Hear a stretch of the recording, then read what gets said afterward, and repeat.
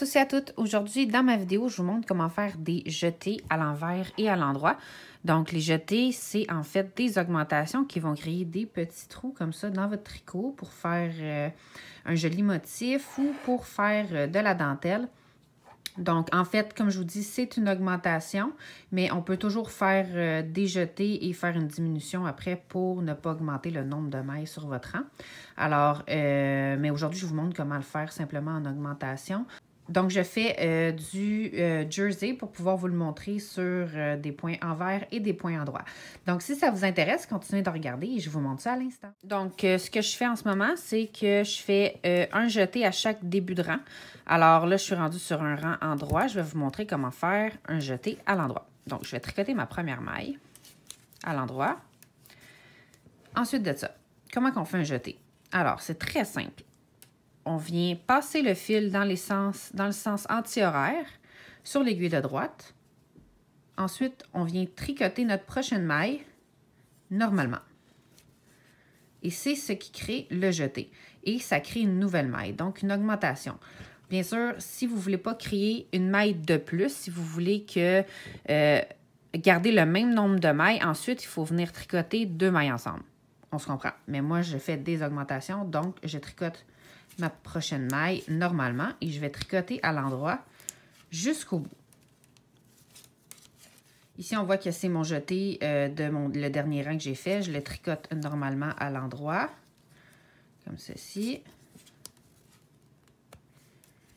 Et voilà. Donc ici, j'ai fait un jeté. Vu que je fais du point jersey, maintenant je suis rendue à l'envers. Donc, je vais vous montrer comment faire un jeté à l'envers. C'est tout aussi simple. Je vais tricoter ma première maille. Comme ceci. Mon fil est en avant vu que je tricote à l'envers. Je viens faire le tour de mon aiguille droite dans le sens anti-horaire. Et je viens tricoter ma prochaine maille à l'envers normalement. Comme ceci. Et je tricote le reste de mon rang à l'envers.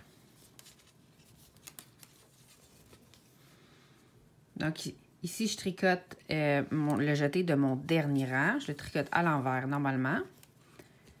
Et c'est vraiment ça qui va créer les petits trous ici, là, comme ça. Donc, je vous remonte le jeté à l'endroit. Je tricote ma première maille, comme ceci. Ensuite, je passe mon fil dans le sens anti-horaire sur mon aiguille droite. Et je tricote ma prochaine maille, normalement, à l'endroit. Et mon jeté est fait. Donc, comme on voit, j'ai créé une nouvelle maille ici entre les deux. Et je continue de tricoter mon rang au complet à l'endroit. Ici, je tricote mon jeté de mon dernier rang à l'endroit normalement. Comme ceci. Et voilà. Donc, ça me crée des trous sur chaque bout, comme ceci. Je vais vous remonter une dernière fois à l'envers. Donc, je passe mon fil devant. Je tricote ma première maille, comme ceci. Alors, mon fil est en avant vu que je tricote à l'envers. Je passe mon fil dans le sens anti-horaire et je tricote ma prochaine maille à l'envers, normalement. Comme ceci. Et voilà. Et je continue mon rang au complet à l'envers, normalement. Donc, voici ce que ça donne. C'est vraiment très simple à faire. Il n'y a rien de compliqué là-dedans et ça fait vraiment un beau petit motif, là.